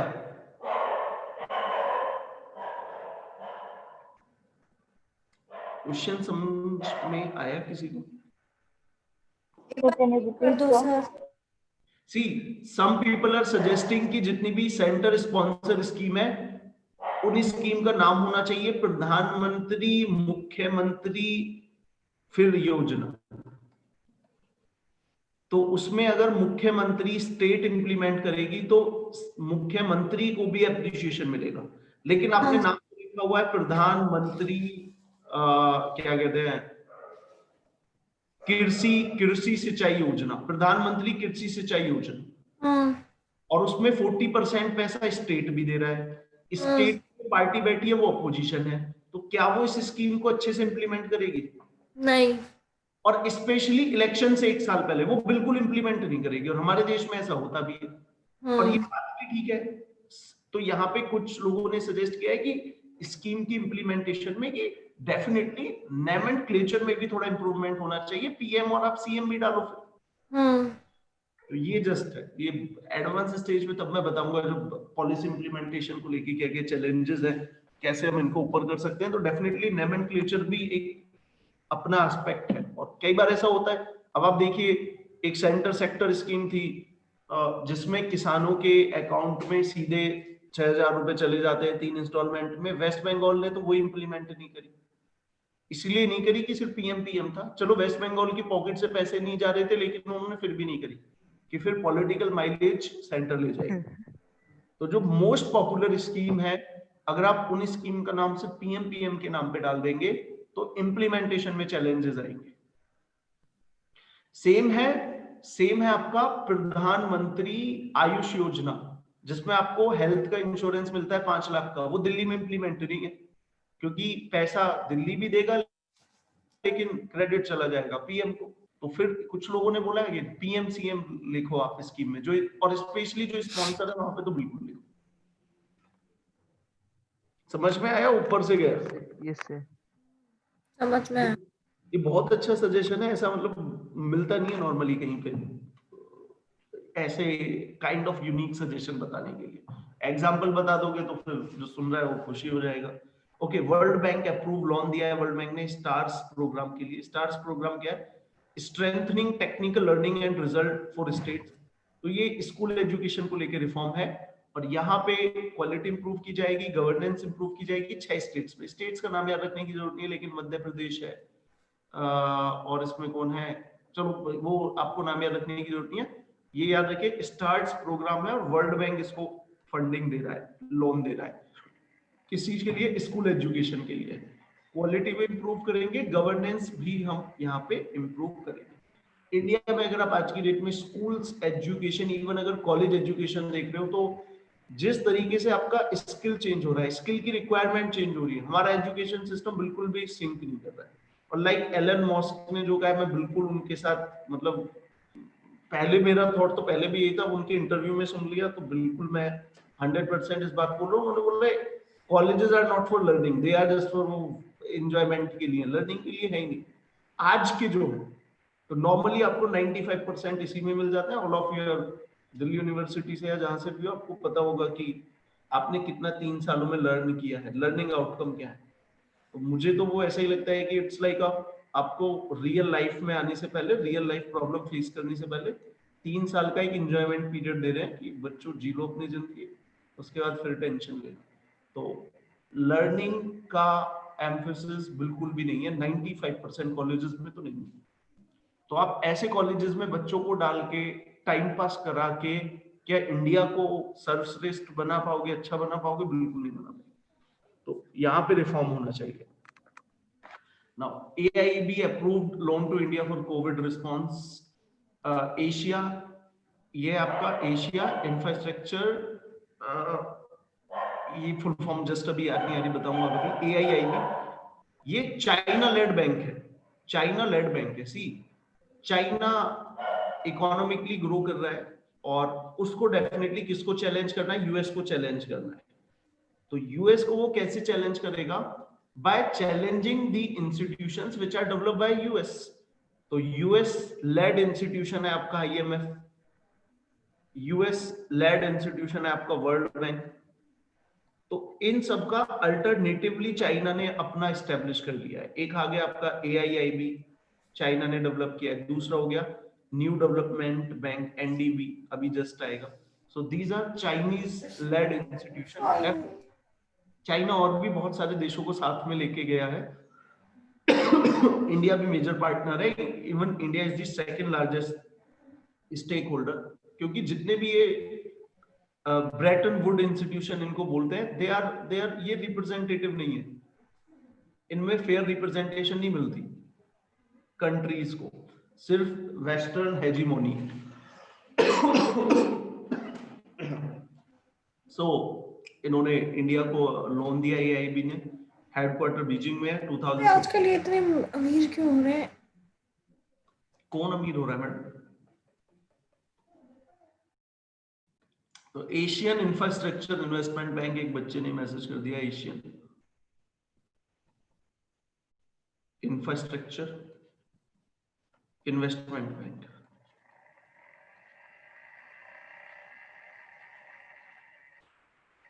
क्या क्वेश्चन था बताइए।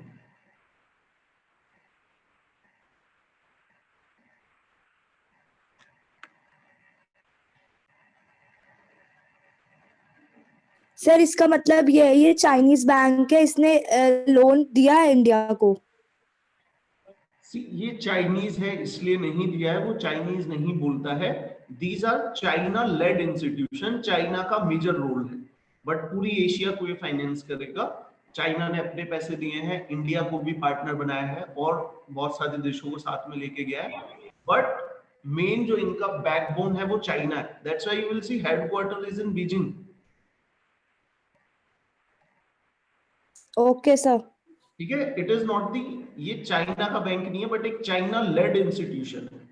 Like That's mostly like development banks, right? So, मतलब मैं भी आपको एक एग्जांपल दे रहा हूं। अगर आप आईएमएफ का केस लेंगे, आईएमएफ में 17% वोटिंग राइट यूएस का है, और आईएमएफ में अगर आप कोई भी रिफॉर्म करना चाह रहे हैं, मेंबर्स को लेके कोई भी अगर आपको आईएमएफ में फंडामेंटल रिफॉर्म करना है, तो यू नीड 85% वोटिंग। यानी कि आईएमएफ को आप फंडामेंटली चेंज ही नहीं कर सकते जब तक यूएस नहीं चाहेगा। तो ये हेजीमोनी होती है। तो हमारे देश में 1991 में जब क्राइसिस आया था तो $2 बिलियन का हमने लोन लिया था आईएमएफ से, बट प्रैक्टिकली हमने नेगोशिएशन की थी यूएसए से। यूएसए का ही इसमें मेन वोटिंग राइट है और यूएसए के एलाइज का। यूएसए चाहता है तो लोन मिल जाता है, अदरवाइज नहीं मिलता है। सेम वे में चाइना ने इंस्टीट्यूशन तो क्रिएट किए हैं वर्ल्ड के लिए, लेकिन उसमें बहुत सारी कंट्रियों को पार्टनर बनाया, बट मेन रोल अपने लिए रखा है। ठीक है, okay. Yes sir. So Apple just, ये तो आपने सुना ही होगा, $1.5 ट्रिलियन का मार्केट कैप अचीव किया है। यस, बिगेस्ट है। इलेक्ट्रॉनिक मैन्युफैक्चरिंग के लिए स्कीम थी, छोड़ो स्कीम इतनी वो नहीं थी। Now NPCI have launch, NPCI ने कुछ लॉन्च किया है, इस पे तो क्वेश्चन नहीं आएगा, but you have to understand what is NPCI, national payment corporation of India. तो एनपीसीआई बेसिकली एक अम्ब्रेला ऑर्गेनाइजेशन है। इंडिया में जितनी भी रिटेल पेमेंट होती है, सेटलमेंट, अभी बताऊंगा, फॉर एग्जांपल यूपीआई हो गया, रुपे कार्ड हो गया, ये सारा एनपीसीआई ही लेके आई है। रुपे कार्ड और यूपीआई, एंड यूपीआई इज बहुत अच्छा सिस्टम है यूपीआई। अब तो आप देख ही रहे हो, अमेजॉन पे आ गया, व्हाट्सएप पे आ गया, गूगल पे आ गया, पेटीएम तो नॉर्मली अब इतना यूज ही नहीं होता है, बट अगेन यूपीआई इतना अच्छा पेमेंट सिस्टम है। एनपीसीआई लेके आया है, रुपे कार्ड भी ये लेके आया है। रुपे कार्ड आपको पता है, आपने सुना होगा master card, yes sir. American express. Yes, sir. Sir तो ये कुछ नहीं है, ये पेमेंट गेटवेज है।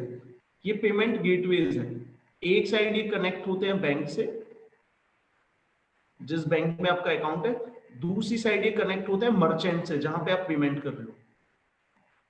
आप एक आईसीआईसीआई बैंक का मास्टर कार्ड लेके और आपने एप्पल पे पेमेंट करा, तो एप्पल मर्चेंट हो गया, आईसीआईसीआई बैंक हो गया।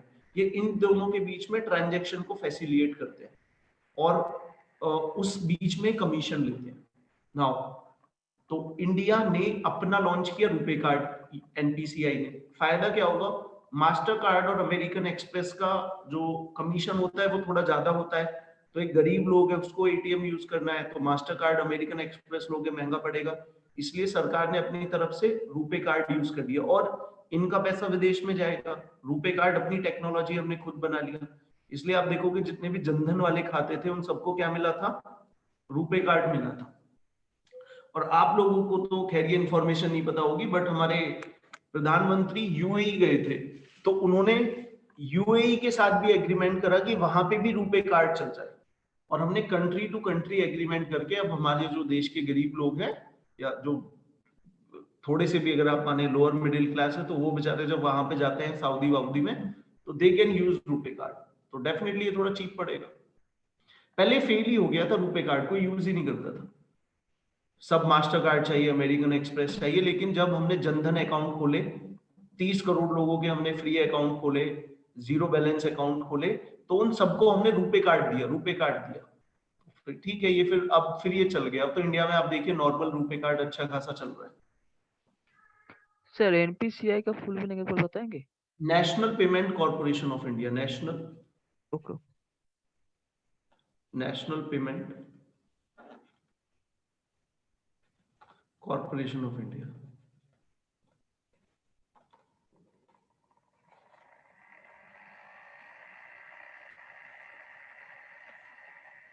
नाउ ये एक नॉन प्रॉफिट ऑर्गेनाइजेशन है, और इसकी ऑनरशिप किसके पास है? आरबीआई के पास है, और इंडियन बैंकिंग एसोसिएशन, इसमें बहुत सारे प्राइवेट सेक्टर बैंक है, इन सबके पास ऑनरशिप इसकी आरबीआई एंड इनके पास है। ऑनर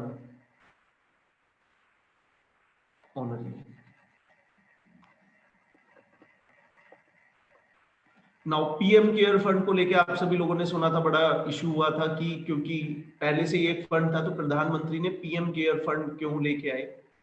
पब्लिक चैरिटेबल ये ट्रस्ट है, ये फंड एक ट्रस्ट है, और इसके जो चेयरमैन है वो पीएम है, पीएम पैसा खर्च करेंगे। नाउ इसको लेके कंट्रोवर्सी 2-3 तरीके से थी।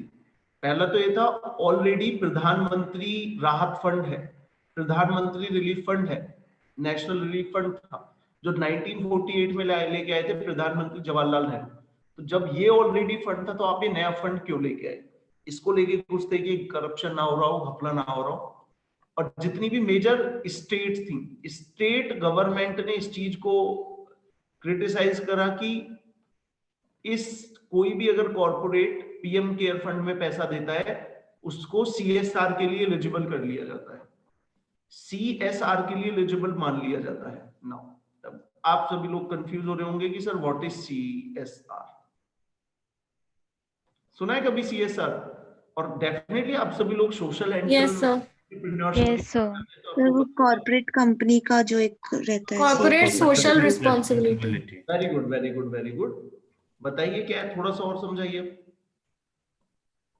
सर कि मतलब हर कंपनी अपने फंड्स में से कितना किसी सोशल कॉज के लिए यूज करे, मतलब सोशल अपलिफ्टमेंट, मतलब सबके लिए टाइप। बिल्कुल ठीक है। आपने गांधी जी के बारे में सुना है? Gandhi ji, yes sir. गांधी जी की एक आइडियोलॉजी थी ट्रस्टीशिप। Trusteeship yes sir. सुना है कभी इसके बारे में? Yes sir. बताइए क्या है, थोड़ा बहुत जो भी बताओ आपको, जितना भी आपको लगता है। ट्रस्टीशिप कभी सुना हो तो? कि you are not the owner of the money, the people are merely giving you the trusteeship of their money. You have earned it from them. जिन लोगों को ना समझ में आया, वो गांधी जी ने बोला है कि आज की डेट में लेट्स से रिलायंस है, उनके पास 70,000, जस्ट सपोज कर रहा हूँ, 70,000 करोड़ की एसेट है, तो उन्होंने बोला ये तुम्हारी नहीं है, ये पैसा नहीं है, सोसाइटी ने तुम्हें ट्रस्ट दिया है, तो तुम इस पैसे को लेके सोसाइटी के ट्रस्टी हो, और ये पैसा तुम्हें सोसाइटी पे ही वापस खर्च करना है। तो ये जस्ट कॉन्सेप्ट है। इसी कॉन्सेप्ट को यूज करते हुए हम 2013 में कॉर्पोरेट सोशल रिस्पॉन्सिबिलिटी लेके आ गए कि जितने भी कॉर्पोरेट्स हैं, उन्होंने पैसा किससे कमाया है? इसी देश की लैंड यूज की है, इसी देश का पैसा यूज किया है, इसी देश के लोगों को यूज किया है, पानी यूज किया है, एयर यूज की है, इसी देश की कल्चर को यूज किया है। तो इस देश के प्रति उसकी रिस्पॉन्सिबिलिटी है, और आपको 2% अपना जो भी प्रॉफिट है उसका कॉर्पोरेट की जो भी सोशल वेलफेयर के लिए यूज करना है। आप कुछ भी कर सकते हो, रोड बना लो, गरीबों को एजुकेशन दे दो, कुछ भी कर दो। इसमें डेफिनेटली उसकी भी कंडीशन है कि ऐसा नहीं आप अपने एम्प्लॉय के लिए घर ही बनवा दें, तो इन्होंने किया हुआ है, बहुत सारी चीजें हैं। तो आपको 2% खर्च करना है। एलिजिबिलिटी क्राइटेरिया ये सीएसआर का है, मुझे नहीं लगता कि इतना डिटेल में पूछेंगे, तो इसको ना भी पढ़ो चल जाएगा। तो मिनिमम प्रॉफिट 5 करोड़ हो, प्रॉफिट नहीं है तो 500 करोड़ का वो नेट वर्थ, ये भी नहीं है तो 3 क्राइटेरिया 100,000 करोड़ का टर्नओवर हो। इन तीनों में से जो भी एक में तुम फिट हो गए तो देना पड़ेगा। इनसे नीचे हो तो मत देना। कोई 4 करोड़ का प्रॉफिट कमा रहा है मत दो, लेकिन अगर 5 करोड़ का कमा रहे हो फिर 2%, क्योंकि ये टैक्स भी दे रहे हैं ना, ये लोग टैक्स भी दे रहे हैं ये 30-35%, तो उसके बाद फिर ये 2% आपको देना है एडिशनल है। नाउ एनडीबी, नाउ अभी मैं बात कर रहा था चाइना लेड 2 इंस्टीट्यूशन थे, एक तो AIIB था और एक एनडीबी था, न्यू डेवलपमेंट बैंक। तो न्यू डेवलपमेंट बैंक, इसको ब्रिक्स बैंक भी बोलते हैं क्योंकि इसमें 5 ही कंट्री हैं, ब्रिक्स ग्रुपिंग की कंट्री हैं। ब्रिक्स ऑलरेडी हम पढ़ चुके हैं, Brazil, Russia, India, China and south Africa. तो इसने इंडिया को $1 बिलियन का लोन दिया है। तो जस्ट फैक्चुअल इंफॉर्मेशन है, you have to memorise this particular information. तो प्रधानमंत्री ने एक और PM स्वनिधि स्कीम इन्होंने लॉन्च की है। तो ये बेसिकली माइक्रो क्रेडिट स्कीम है स्ट्रीट वेंडर्स के। नाउ सी, इस आपको लाइफ साइकिल को समझना होगा। ये फर्स्ट स्कीम है जहां पे हम स्ट्रीट वेंडर्स पे के लिए कुछ कर रहे हैं। इंडिया में नॉर्मली क्या होता है, हमारे देश में जो पुअर लोग हैं तो वो क्या करते हैं, पैसा इनफॉर्मल मार्केट से उठाते हैं, इनफॉर्मल मार्केट से उठाते हैं, मनी लेंडर से। हमारे ग्रेटर नोएडा में तो बहुत अच्छा बिजनेस है, मनी लेंडर से पैसा उठाते हैं। यहाँ पे बहुत हाई इंटरेस्ट रेट पे पैसा मिलता है, high Yes, sir. Interest rate पे पैसा मिलता है। और होता ये है कि एक बार सी वेंडर, ये स्ट्रीट वेंडर ठेली वाले हैं, ये भी इन लोगों से पैसा उठाते हैं और ये फिर उसी वेब में फंस जाते हैं। और अगर आप एग्रीकल्चर में जाके तो देखोगे, मतलब 32% ऐसे करके भी इंटरेस्ट लगाते हैं फिर। 32% तो बहुत डिसेंट वन है मैडम। 100% ईयरली, 100% ईयरली वाला भी है। So can you imagine, can you earn 100% income? नहीं कर सकते। ठीक, अगर आप देखते हो नॉर्मल सा, मैं आपको बताऊं, कभी किसी रिक्शे वाले से भी जाके पूछ लेना, एक नॉर्मल जो रिक्शा चलाता है वो 100 रुपये डेली का उसका वो पे कर रहा है, रेंट पे कर रहा है, 3000 पर महीने का पे कर रहा है और अप्रोक्स 36,000 उसने पूरे साल का पे कर रहा है। उस रिक्शे की कीमत 20-25 हजार रुपए है। नाउ अगर ऐसा क्यों नहीं हो पाता हमारे देश में, आप उन गरीब लोगों को उसको 20,000 रुपए का क्रेडिट दे दो, वो साल के लास्ट में क्रेडिट भी पूरा कर देगा, उसके पास कुछ पैसे भी बच जाएंगे और एट द एंड उसको ऑनरशिप भी मिल जाएगी रिक्शे की। तो हमारे देश में अमीर लोगों को तो क्रेडिट की फैसिलिटी इजीली अवेलेबल है, लेकिन गरीब लोगों को क्रेडिट की फैसिलिटी अवेलेबल नहीं है। तो जब भी आप कोई भी वेलफेयर की बात करो ना, तो गरीब लोगों को क्रेडिट देना is one of the government के सामने एक अच्छी योजना है, पर दे नहीं पाते। तो उसी में हमने स्ट्रीट वेंडर्स के लिए कुछ किया है। तो अच्छी स्कीम है, देखते हैं हम इम्प्लीमेंट कैसे होती है, फर्जीवाड़ा ना हो जाए बस। सो गाइस, अब 2-3 मिनट का टाइम है आपके पास। आज के 45 पे भी रोकते हैं, 5 मिनट का टाइम है आपके पास। If you want to ask anything you may ask, last class से रिलेटेड और जो भी आपको पूछना है पूछ लीजिए, कुछ है तो।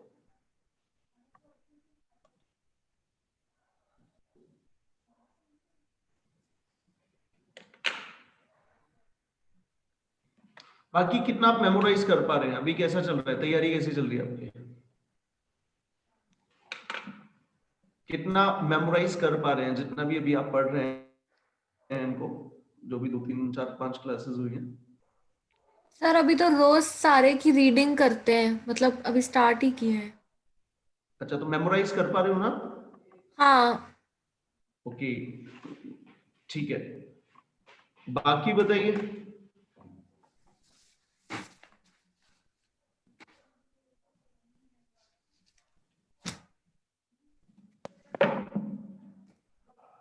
सर इंटरनेशनल शीट का जो अपडेटेड PDF है वो आप कब शेयर करोगे? वो मुझे है ना, मुझे वो देख के एक बार करना पड़ेगा। उस दिन मैं सेव नहीं कर पाया उसको, और वो मेरा सेव क्या नहीं कर पाया, मैंने ऐसे ही छोड़ दिया क्लास के बाद और जाके मैं लेट गया, एंड देन वो पूरी रात लैपटॉप अपने आप ही टर्न ऑफ हो गया, तो वो सेव नहीं हो पाया। सर अभी उसका एक क्लास रहता है ना? हाँ, एक क्लास रहता है, क्लास होगा अभी, अब क्लास उसका कवर करेंगे, एक क्लास में वो हो जाएगा फाइनल। जस्ट फैक्चुअल इंफॉर्मेशन है अभी। हेलो जी सर। सर, बोल रहा हूँ कि ये जो इंटरनेशनल जो ये है इसका करंट अफेयर्स जो भी है में हम्म कितना क्वेश्चन आ सकता है एग्जाम में? इनमें से कितना कुछ आएगा? नहीं नहीं, मैंने इस टॉपिक के ऊपर कितना क्वेश्चन आ सकता है? कौन सा particular topic? International affairs.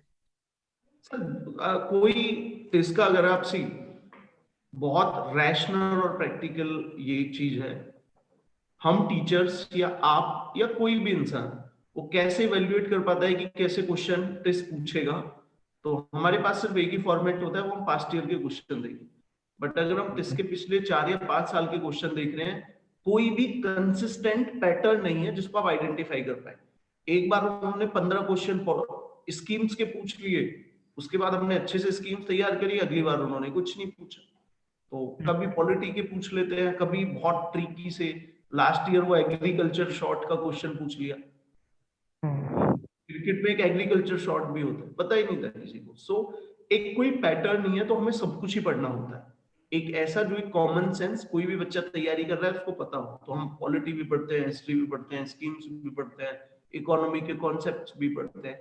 There is no particular trend जिसको आप आइडेंटिफाई कर पाए स्पेसिफिकली टेस्ट के एग्जाम में। Okay sir. ठीक है ना? तो पिछले 4-5 साल के क्वेश्चन, बट ये है कि फिर हमें जो भी देश में चल रहा है सभी को ही कवर करते हैं। और उन सबको कवर करते हुए पिछली बार भी जैसे बच्चों ने अच्छे खासे नंबर स्कोर किए थे, तो वो कर लेते हैं। Sir okay sir. या प्लीज बताइए। सर आपने अब तक की जो क्लास ले उतना भी हमने किया तो वो सफिशिएंट रहेगा, मतलब हम सफिशिएंट है, इतना उतने से आप इजीली कर पाएंगे। और अब तो उन्होंने क्वालिफाइंग कर दिया है, तो क्वालिफाइंग से तो आपके ज्यादा आ ही जाएंगे। हाँ, तो फिर आपने जैसे नोट्स में कीवर्ड्स बनाए हैं उसमें ज्यादा डीप में जाने की जरूरत है क्या? See, वो डिपेंड करता है कि यही में स्ट्रेटेजी आपके पास टाइम कितना है। अगर कुछ ऐसे बच्चे हैं कि फॉर एग्जांपल मैंने आईआर की शीट आपको दे दी और इको की भी कल नेक्स्ट क्लास में ऑलमोस्ट खत्म हो जाएगा, उसके बाद अगर आपके पास टाइम बचता है तो आप क्या कर सकते हैं, ये जो मैंने कॉन्सेप्ट है इनमें जो कीवर्ड आते हैं उनके बारे में थोड़ा सा गूगल कर ले, एक दो पॉइंट और अच्छा सा जान ले, तो वो आप अपनी तैयारी को एक लेवल और ऊपर लेके जा सकते हैं। दैट डिपेंड कि how much time you have and आपका अभी लेवल क्या है। अगर आपके पास सर इतना भी करने में दिक्कत हो रही है तो कुछ नहीं कर सकता, लेकिन अगर आपके पास इतने से आप इनमें थोड़ा और अपनी रिसर्च भी ऐड करना चाहें, इफ यू हैव टाइम, तो डेफिनेटली ज्यादा करने में कोई नुकसान नहीं है, कहीं ना कहीं उसका फायदा आपको मिलेगा। So it vary from person to person, from student to student, और वो अपनी कंडीशन के हिसाब से वेरी करेगा। समझे? Yes sir. सर बोल रहा हूँ कि मैं थोड़ा लेट में ज्वाइन किया हूँ मैं आज का मीटिंग, तो मेरा 18 से पहले का जो क्वेश्चन होगा एक बार दिखाएंगे सर जस्ट? वीडियो चेक करना, अभी ओके जस्ट ओके। आपको अपलोड होके मिल जाएगी, जाके चेक कर लेना, अच्छे से आपको मिल जाएगा। ठीक ठीक। सर तो आपने स्टैटिक जीके का पहले एक बार वीडियोस दी थी, मतलब 4 वीडियोस थी जो हिस्ट्री की थी, पॉलिटी की थी, वो सफिशिएंट है स्टैटिक के लिए? स्टैटिक के लिए थोड़ा बहुत अगर कमी होगी तो करेंगे वो। एक ऑलमोस्ट इको तो अच्छे से ही कर लिया था, पॉलिटी भी ठीक ठाक हो गया था, कुछ और यस पॉलिटी में कर लेंगे या जियोग्राफी में कुछ और कर लेंगे। ठीक है ना? अभी मेन में टारगेट ये लेके चल रहा हूँ कि भी यही सारी आपकी 5-6 शीटें हैं, और इनमें अभी भी देखो बहुत बहुत स्टैटिक अभी भी कवर हो रहा है। For yes sir. ठीक है ना? अभी स्टॉक मार्केट है उसका भी आपको बेसिक बता रहा हूँ, तो स्टैटिक फॉर एग्जांपल सीपीआई आया तो सीपीआई का भी स्टैटिक बताया, तो अभी भी हम बहुत सारा स्टैटिक लेके ही चल रहे हैं। But again we will try कि पहले एक बार इसको कवर कर लें अगले 10-15 दिन में, और आपका ये आपको दे दे, उसके बाद फिर इनका भी रिवीजन कराएं और फिर कुछ स्टैटिक भी उठा लें। यस सर, ठीक है, ओके सर। ठीक है ना? So बट because मैं पूछना चाह रहा हूँ कि अब आप इन सारी चीजों को पढ़ रहे हैं तो एग्जाम में कितना आएगा, दैट बहुत सारे फैक्टर है जो वेरी करता है। बट अभी आपको आपका कॉन्फिडेंस कैसे आ रहा है? लग रहा है ना कि आपको जो चीजें चल रही है उनके बारे में पता है या नहीं, चीजें यस समझ में आ रही है, वो आपका कॉन्फिडेंस कैसा आ रहा है, ये मैं पूछना चाह रहा हूँ।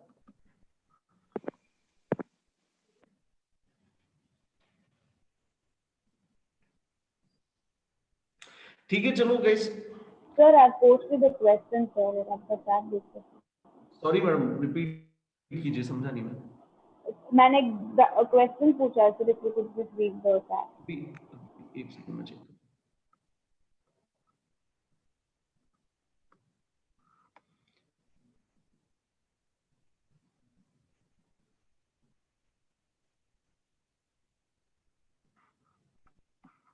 सी one,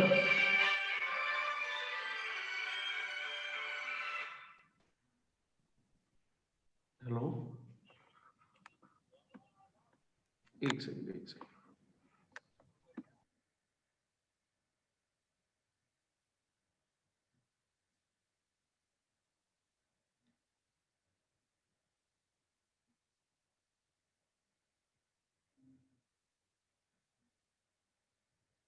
hello hello. Yeah, hello sir. Yes sir. ये जो वन नेशन वन इलेक्शन है, ये एक मतलब डिस्कशन वाला टॉपिक है। इसमें बेसिकली है क्या कि हमारे देश में बहुत सही बात है, हर 2 साल में इलेक्शन होते रहते हैं, तो पॉलिटिकल पार्टियां हमेशा राजनीति ही करती रहती हैं, कभी देश के इंटरेस्ट में नहीं सोचती, कभी अपनी पार्टी से ऊपर बढ़ के नहीं सोचते, सिर्फ इलेक्शन में ही लगे रहते हैं। फार्मर का भी जो पूरा प्रोटेस्ट हो रहा है, पूरा का पूरा ये पॉलिटिक्स इसमें चल रही है। कोई देश के बारे में नहीं सोच रहा है, सिर्फ एक इमोशन के साथ बह रहे हैं, अपने आप को फार्मर के साथ दिखा रहे हैं, बट उनको ये नहीं पता कि हमारे देश के ये जो फार्मर इफेक्ट हो रहे हैं, 6% फार्मर, 7% फार्मर इफेक्ट हो रहे हैं, उससे बाकी 95% फार्मर को बेनिफिट होगा। तो moral of the story is that कि अगर 5 साल में एक बार इलेक्शन होता है, तो वो पॉलिटिक्स सिर्फ 1-1.5 साल के लिए रहेगी, बाकी के साल 3-4 साल सब काम पे फोकस करेंगे। बट अभी क्या है, हर 1-2 साल में इलेक्शन होते हैं, तो अब अमित शाह वहां घूम रहे हैं, मिनिस्टर वहां घूम रहे हैं, तो हर साल 2 साल के बाद ये चलता ही रहता है। तो दैट बी अच्छा रहेगा, but I guess it is very difficult to implement. That's what, because having like many state parties and again the alliance में भी issue होता है, UP and NDA. बिल्कुल आप सही कह रहे हो। मैं बता रहा हूँ, उसमें 2 इनसिक्योरिटीज हैं। जो रीजनल पार्टी हैं, दे आर सेइंग कि फिर क्या होगा कि जब सेंटर का इलेक्शन चलेगा, तो कोई हमें स्टेट के लिए इलेक्शन में वोट नहीं देगा, सब एक ही पार्टी को वोट दे देंगे। बट ये आपका गलत प्रूव कर दिया है। आप उड़ीसा का इलेक्शन देखें, लोगों ने सेंटर के लिए, उन्होंने लोगों की कैपेसिटी पे क्वेश्चन उठा दिया कि लोग फिर ऐसा है कि सेंटर में मोदी को दे रहे हैं तो स्टेट में भी बीजेपी को दे देंगे, तो रीजनल पार्टियां सपोर्ट नहीं कर रही हैं। बट हुआ क्या कि अगर आप बहुत सारे इलेक्शन देखेंगे, उड़ीसा का इलेक्शन देखें, तो लोगों की विजडम इतनी ठीक है कि उन्होंने उड़ीसा के लिए तो किसी और को चुना, सेंटर के लिए किसी और को चुना। सेम तेलंगाना में ऐसा हुआ। तो इन सारी चीजों को देखो तो लग रहा है कि हो सकता है, पॉसिबल है, but again politically it is very difficult to implement. In India we have lots of political parties, they are not going to support this at any cost. So in practice, in practical, in theoretically, that's a very good concept, you can suggestions में बता सकते हो, but in practically the kind of political system in India we have nowadays, it is extremely difficult that these regional parties are going to appreciate or accept this. Yes, that's what I was thinking. India is a country, 70 साल हो गए हम labour reform नहीं कर पाए, police reform नहीं कर पाए, एग्रीकल्चर रिफॉर्म नहीं कर पाए, जस्ट बिकॉज ऑफ पॉलिटिक्स। ये जो एग्रीकल्चर रिफॉर्म आज हो रहा है, ये 30 साल पहले होना था, नहीं कर पाए just because of politics. Politics के चक्कर में बहुत सारे हमारे इकोनॉमिक इंटरेस्ट कॉम्प्रोमाइज होते हैं। सारी पार्टियां अपना क्रोकोडाइल वाली टीयर दिखाती हैं, गिरगिट की तरह रंग अपना बदल लेती हैं। यही सारी पॉलिटिकल पार्टियां थी जिन्होंने, कैप्टन अमरिंदर सिंह उसी में थे जब ये फार्म्स बिल फॉर्मुलेट हुए थे, उसी कमेटी में वो थे, डिस्कशन चल रहा था। 17 सालों से डिस्कशन चल रहा है इसके ऊपर, 17 ईयर से डिस्कशन चल रहा है फार्म्स बिल के ऊपर। तो एक देश जो एक फैसले को लेने में 20 साल लगा रहा है जस्ट बिकॉज की कहीं के पावरफुल कुछ फार्मर इफेक्ट होंगे, वो प्रोटेस्ट कर देंगे, एज अ कंट्री आप फिर आगे नहीं बढ़ सकते ना। इसीलिए I also have a doubt, like when I talk about other countries, या उनका जो law system है, like why is India still very slow in that? So like we know it, like for example, if I say Nirbhaya का case ही देख लो, something happened in 2012, it took literally 8 years to pass something. I mean, I don't get it, why there's so much of dictatorship. India, ये जो democratic institution है, ये develop society के लिए है। Democracy उन देशों को मिली है जो लोग रैशनल हो चुके हैं। पहले वो एग्रीकल्चर में थे, वो इंडस्ट्री में आए, लोगों की इनकम बढ़ी, लोगों की थॉट ऊपर हुए, उन लोगों को आपने फ्रीडम दे दी। हमारे देश में, हमारे देश की majority of the population pre agriculture, pre industrial society है, एग्रीकल्चर सोसाइटी है, इनसिक्योर सोसाइटी है। तो आपने प्रैक्टिकली क्या किया है, आपने फर्स्ट वर्ल्ड कंट्री का पॉलिटिकल सेटअप एक थर्ड वर्ल्ड कंट्री के इकोनॉमिक सेटअप में डाल दिया है। इट्स लाइक प्रैक्टिकली आपने क्या किया है कि आपने मर्सिडीज का इंजन एक मारुति में फिट कर दिया है, तो आप कितनी भी कोशिश कर ले वो फास्ट नहीं जाएगी। सो गाइस मेरे कुछ फ्रेंड आ गए हैं, सो आई होप